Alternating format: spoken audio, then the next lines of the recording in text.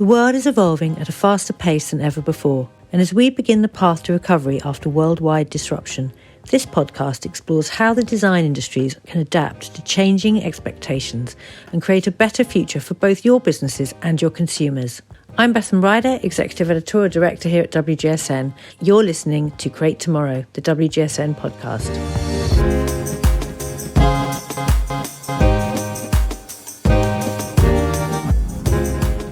Welcome to this week's episode of the Create Tomorrow podcast. We're in the midst of party season in many regions of the world, whether celebrating Christmas or looking ahead to Lunar New Year. And while many of us had hoped we'd be in a far better place than last year, with the arrival of the Omicron variant, festivities are again in question. So I'm joined today by my colleagues to discuss how things are shaping up for home entertaining over the next few months. We have Alison Rees, Senior Strategist on Insight, calling in from LA. Hi, Alison. Hi. We have Claire Lancaster, a Senior Strategist on Food and Drink, who's in London. Hi, Claire. Hey. And Sydney Morgan-Petro, Head of Retail and Buying on Fashion in New York. Hi, Sydney. Hi, Bethan. Okay, I don't know how festive you're all feeling. I'm a bit cold in my shed, but let's try and get in the party spirit. So this year, I'm all for sort of hosting small soirees in silk pyjamas and serving white peach bellinis.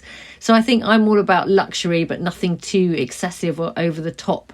But I wonder, Alison, as our sort of lifestyle expert, what the forecast is saying for consumer spending this year.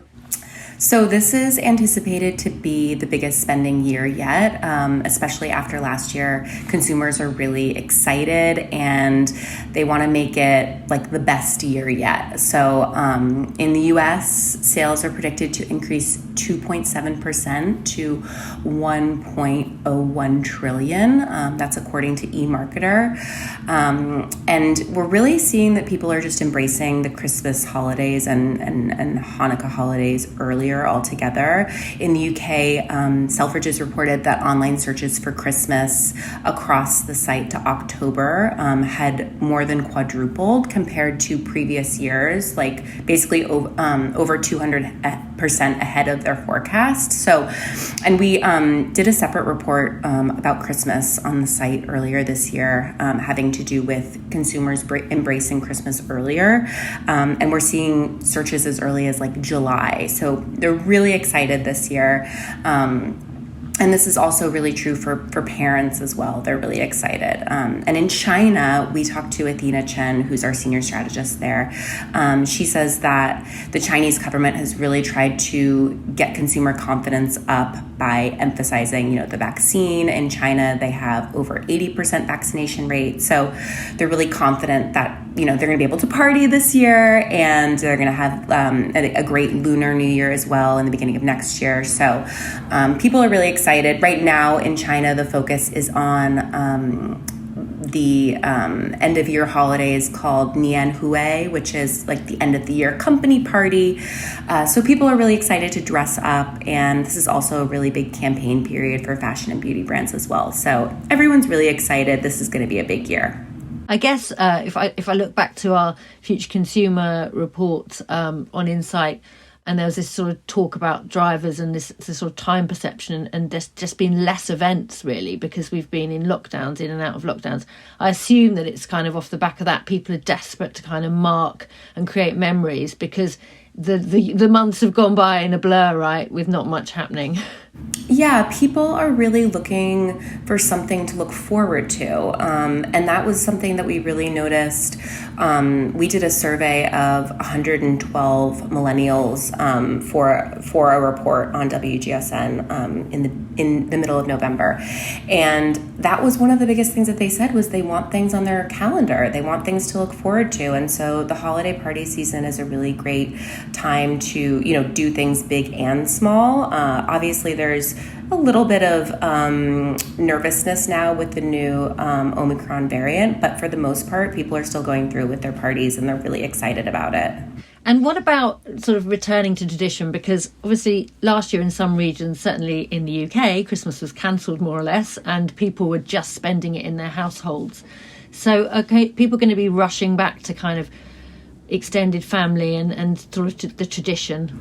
Yes and no. I think that there is a cohort of like parents that really wants to make this like the best year ever for their children, and for them that means really tapping into like nostalgia and the Christmases of their childhood. Actually, 68% of parents said that they would buy their kids anything they want this year to make up for last year. So in that way, people and consumers are getting really, back into that like idea of tradition and buying a lot of gifts. But at the same time, we have this emerging cohort of millennials that I just talked about in that 112 consumers that we surveyed that feel pretty burnt out by the holidays. And last year when Christmas was like quote unquote canceled, they actually realized that they liked it, and they liked focusing on more immediate family and close friends, more chosen family, rather than having to like see all of these aunts and uncles and extended family that maybe they weren't as close to. So when we talk about this return to a tradition, this cohort's really looking to like find traditions from their own childhood, and again, tapping into that sense of nostalgia is really important, and that's what we see coming through for like decor and baking and crafts and hobbies, that type of thing. I've noticed in my neighbourhood in London that the trees are up, they're already there. So what's going on there with sort of decor? What are you seeing, Alison? Definitely going over the top when it comes to like outdoor decorations. When it comes to indoor, there's a lot of like the idea of like dressing the home, so really glamorous jewel tone vibes, velvets. But then on the other side of the coin, we see this like kind of charming, more grandmother's house look with like more plaids and kind of a mid-century kitsch feel. Again, this is very nostalgic as well. But yeah, almost like a mid-century grandmother's house feel to these decorations.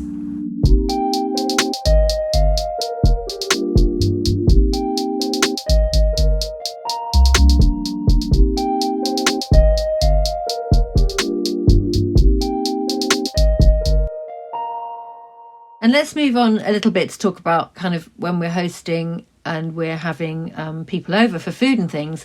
What's happening? I know you've said that there's a big return to the dinner party, Alison. Yeah, we did a big report on Insight called The Return of the Dinner Party. And this is going to be key for the holiday season. Consumers really want to show off like their cooking and their baking skills that they've honed over the pandemic.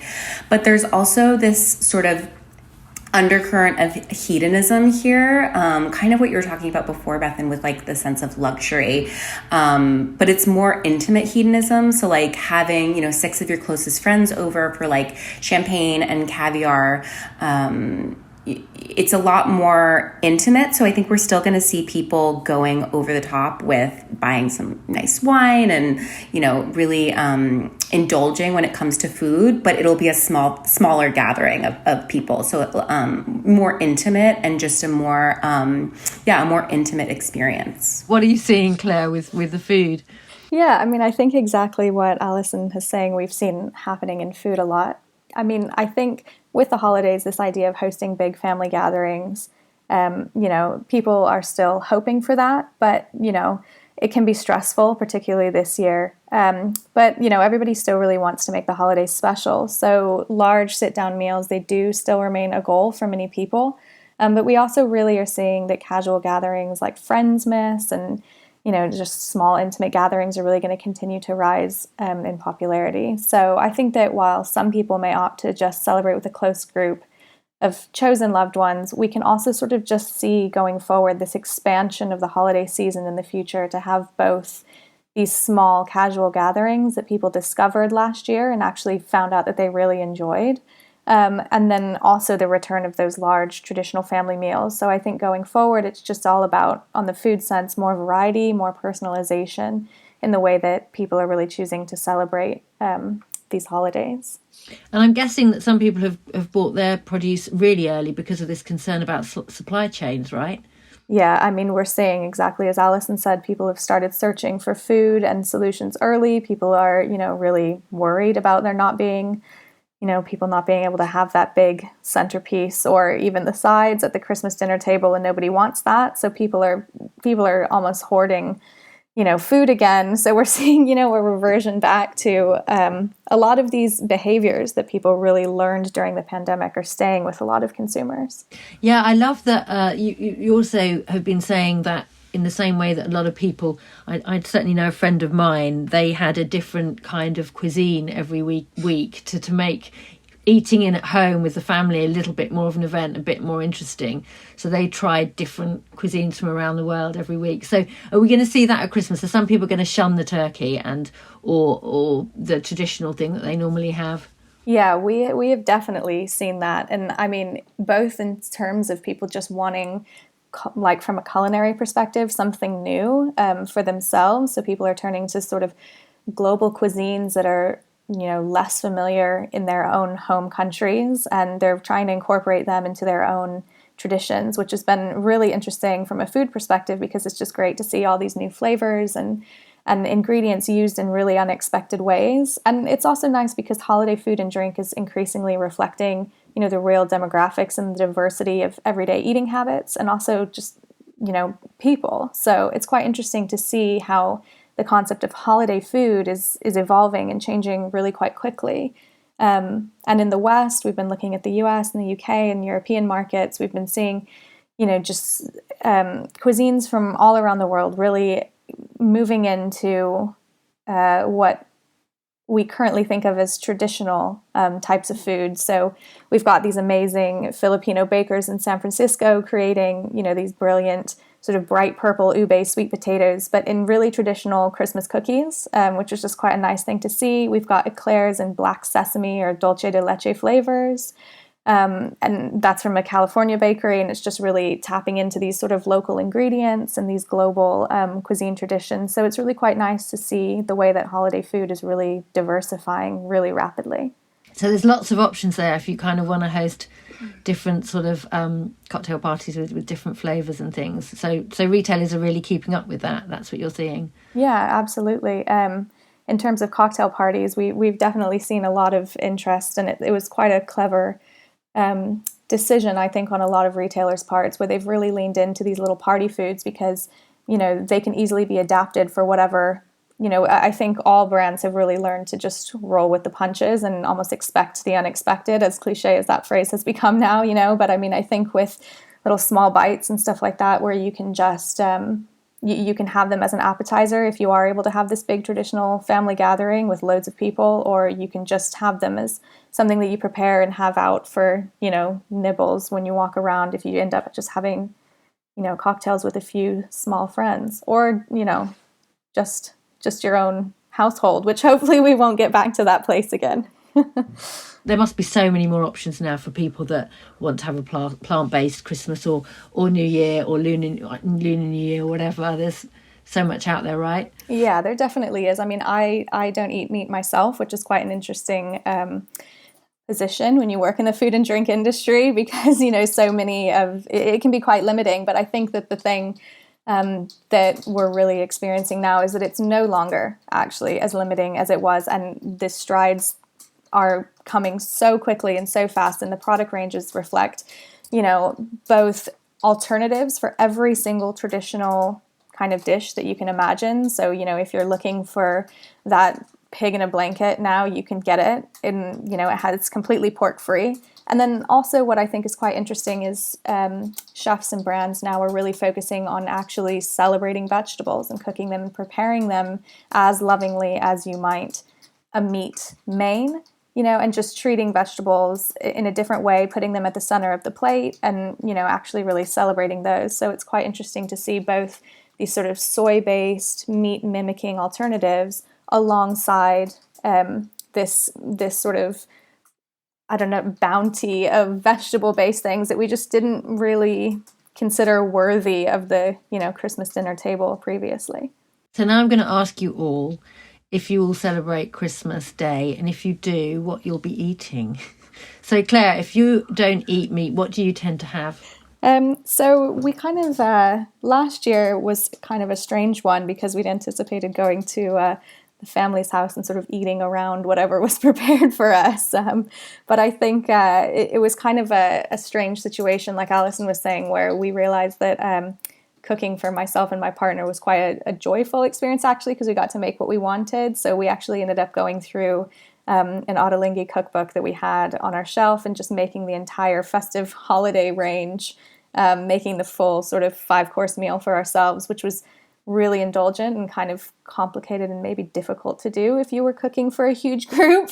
And, I was going to say, I think I have an Ottolenghi and I look at some of the recipes and I just think, how many days do I need? Yeah, definitely. And kind of all the ingredients that are required, we didn't have. But, you know, with a few days preparation, we were able to really make something that was really lovely and indulgent, because we were cooking for a smaller group. So it's kind of interesting to see how those shifting dynamics are affecting the way people are eating. Alison, what about you? What have you planned it yet? Do you have any idea?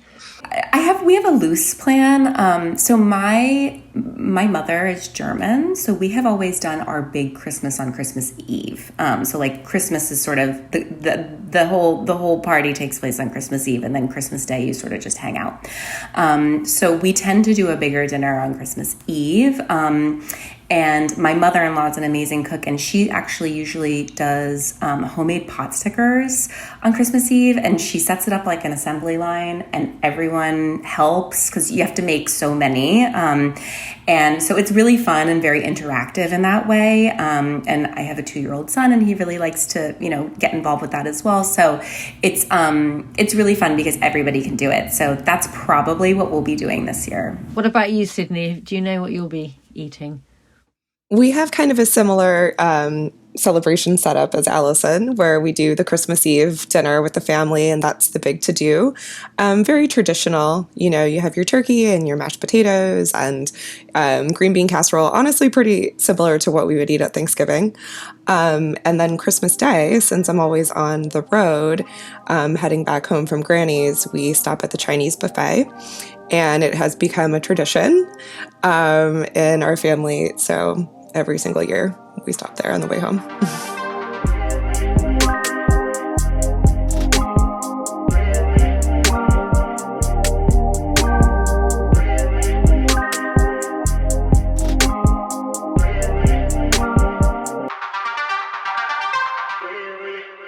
Sydney, what themes are you seeing coming through with gift giving? So looking more specifically at the fashion side of things, we're seeing a lot of products this year kind of fall into 2 big categories.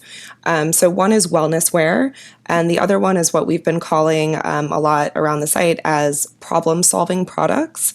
So just looking at wellness wear specifically, that's kind of the evolution of activewear and athleisure as those categories begin to saturate a little bit, especially, accelerated by COVID, but catering to a more at-home lifestyle as the pandemic just continues to roll on.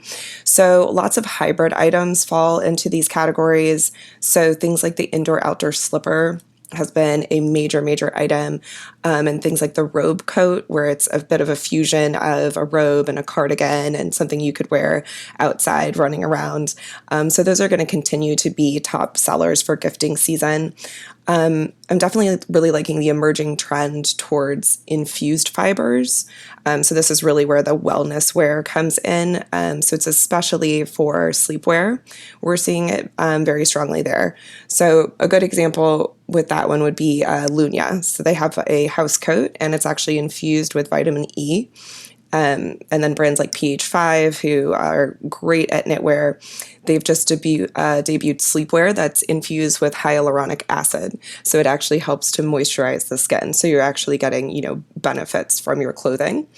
And it's also blending the worlds together of beauty and apparel. So we've been seeing a lot of crossover opportunities happen since COVID, whether it's, apparel crossing over with lifestyle or home goods or the beauty world. So for problem-solving products, that can be a lot of different things. It's mostly been in the accessories realm. So different innovations. One of my favorites is a water bottle that uses UV light to kill the bacteria in your water. So I think that that's also a really great, item for people that are, a little bit wary of being out and about amidst the pandemic. Purses that double as pet carriers. That's one that we've really been tracking. Tell me about that. I need to know about that. I know. Can I have one? So we're seeing more brands get just more creative with their what used to be kind of very utilitarian or functional items, maybe things that didn't have much of an aesthetic before. And pet accessories are a booming business. So that's another kind of COVID pivot that a lot of, pure play apparel manufacturers are now getting into. I'm also really loving the technical innovations in our kind of commodity items. So things that end up being a lot of stocking stuffers, like your underwear and your socks and your pantyhose. Often those will be gifts from mom and they'll, fill your stocking. But they're getting a little more advanced and more exciting. So period proof underwear, that was something that was a big boom on the market a couple of years ago with brands like Thinx. And now they're rapidly expanding. So we're seeing it become much more mainstream. Victoria's Secret has a line. They're even doing lower price point versions at drugstores. And then one of the things that I really like, and it's a product flying off the shelves, are these very indestructible pantyhose from brands like SheerTax. So, essentially you just can't rip them. And it's a much higher price point, for an item like pantyhose, but it's really bringing versatility into the mix. That sounds absolutely perfect for my 15-year-old daughter who cannot wear a pair of tights without coming home every day, first wear with massive holes. So I might have to invest in some of those.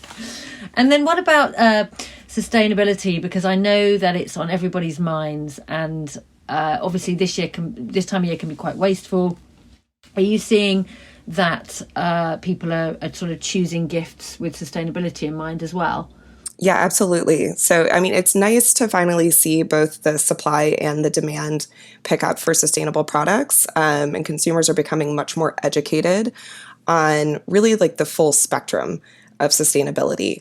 So we were speaking about, veganism within food products earlier, but that's really an interesting trend to track for fashion as well. So a good example would be the evolution of vegan handbags or, vegan fashion products. And a lot of these, vegan handbags and boots and things like that, although they're not animal products, most of the time they're still a PVC-based product. So we're starting to see, more emerging brands experimenting with plant-based leathers. And this is a great way to bring in like more natural materials into our gifting options. So there's a lot happening in that space, everything from cactus leather to mycelium to pineapple leather.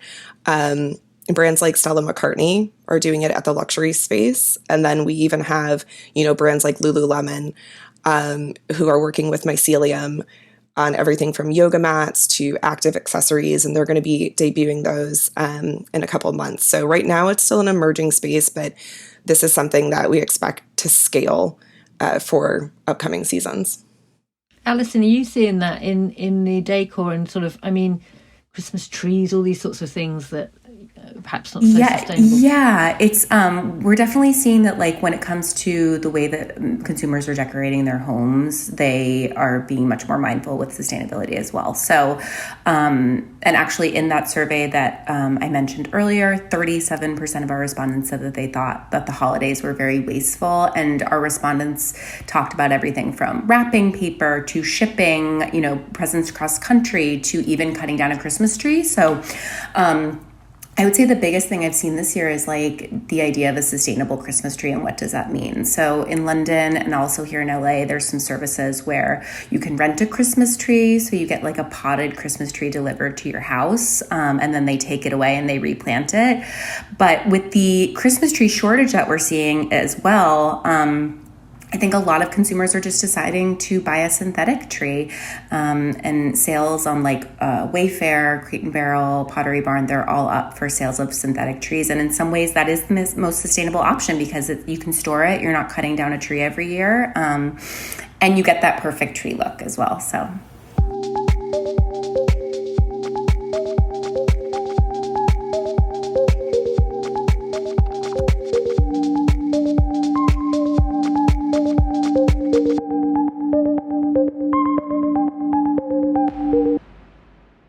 haven't got much time, so let's talk a little bit about what people will be wearing. I mean, I know last year, Sydney, there were these two extremes. There's this elevated comfort happening, and then this really outre glam. And I wondered how that's evolved. I have seen a lot about the Roaring Twenties going on.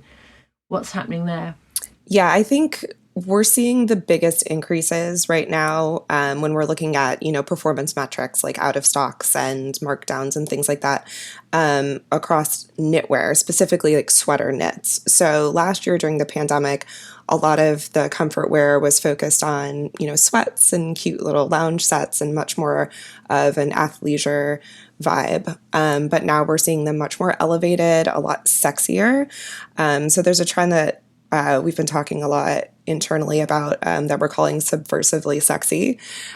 So it's a lot of knit sets. So, think about a high-waisted sweater knit trouser that has a flare at the bottom, matched back with a knitted bralette and a little shrunken cardigan over top. So there's a lot of cutouts, a lot of, kind of strappiness, almost has like a bit of a bondage element, which is where, the subversively sexy part comes in.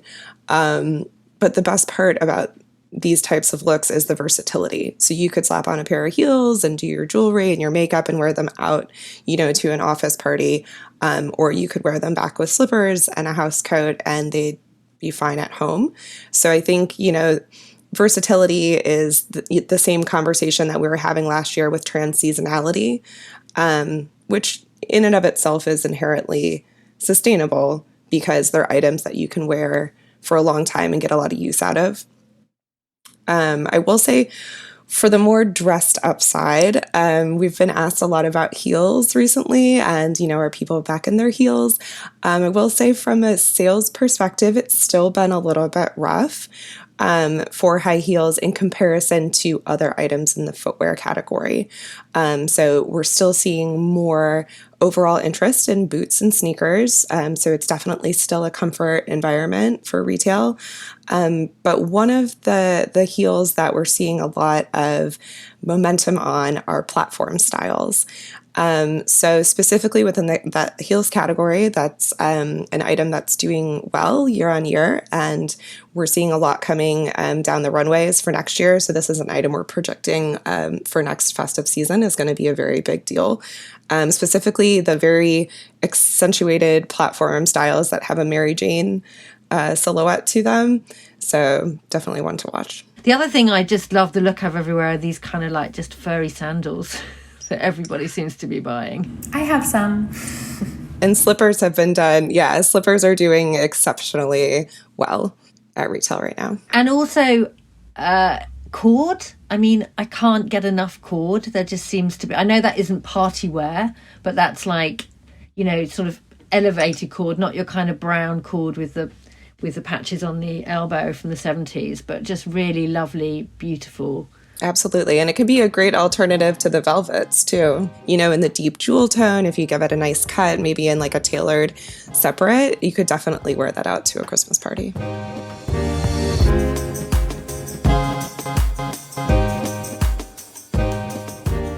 Thank you to Alison, Claire and Sydney for getting us into the holiday mood, and thank you for listening. If you're a WGSN subscriber, you'll find reports on the themes we've covered today, such as holiday forecasts, including Lunar New Year on food and drink, and a look at millennial holiday mindsets on Insight. And there's plenty on the subversive sexy trend on our fashion feed. If you want to find out how to subscribe, head over to WGSN.com to discover how you can get access to our service. We're constantly publishing new content focusing on how we can design a brighter, better future for the industries we serve, including food and drink, interiors, beauty, fashion and consumer tech. You can subscribe to this show on all major podcast platforms. And if you like what you've heard, why not leave us a rating and review on iTunes? I'd also like to thank our podcast producer, Roland Bodenham, and we'll be back soon with our next episode. So party safe until then. Bye.